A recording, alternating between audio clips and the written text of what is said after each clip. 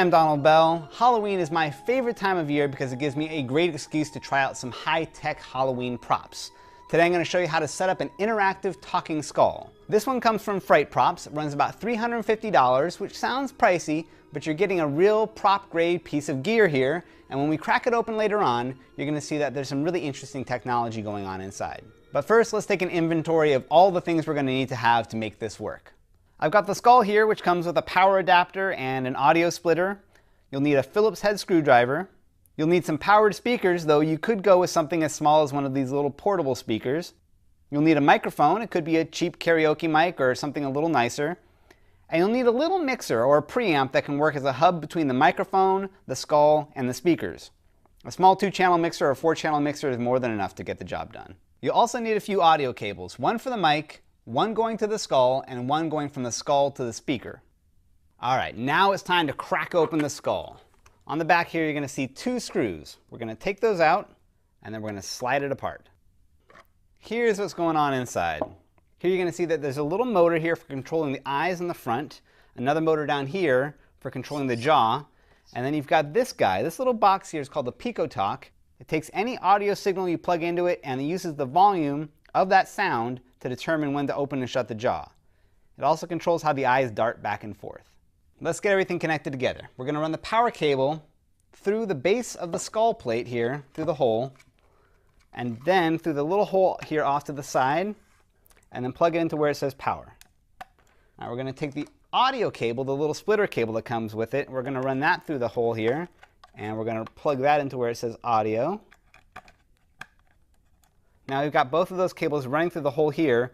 This other hole here in the middle, this is meant for mounting on a pole, so we're not going to run cables through that. And then we're going to put the back of the skull back and screw it back together. Now, if we plug this into power, we should hopefully see a little twitch. It's alive! Next, we're going to feed some audio into this thing and get the jaw working. I've got my mixer here, I've got a microphone plugged into a channel here on the mixer, and the main volume's turned all the way up. And while I'm talking here, I can see that the volume meter is responding.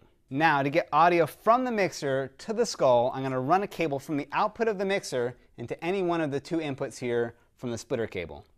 Okay, it's starting to work now, but the jaw isn't opening quite as much as it could be. So the simple fix is to crank the volume here on the mixer until you get a more natural jaw movement, like that.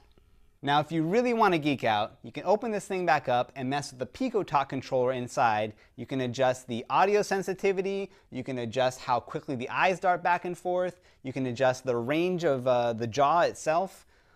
All of that is possible, but I'm going to skip that for the sake of time here and jump ahead to the next step, which is hooking up the skull to some speakers. Any cheap pair of speakers will do, but I'm going to go with a little small rechargeable speaker that I can fit inside the skull. So there's a little cable here wired to the bottom of the speaker, so all I need to do is plug this into the other output on the splitter and turn up the volume on the speaker, and we're good to go. I'm going to turn the volume back up on the mixer here. I can hear myself coming from the skull. He looks like he's doing a reasonable job mimicking me.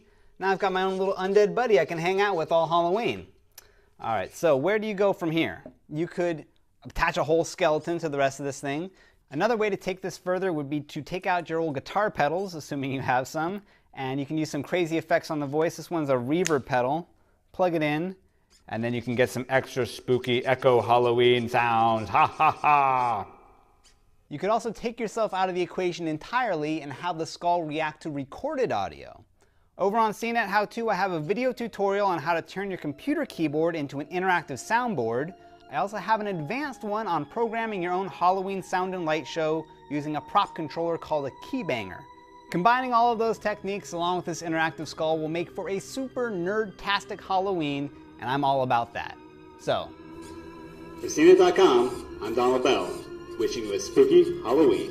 Ha ha ha!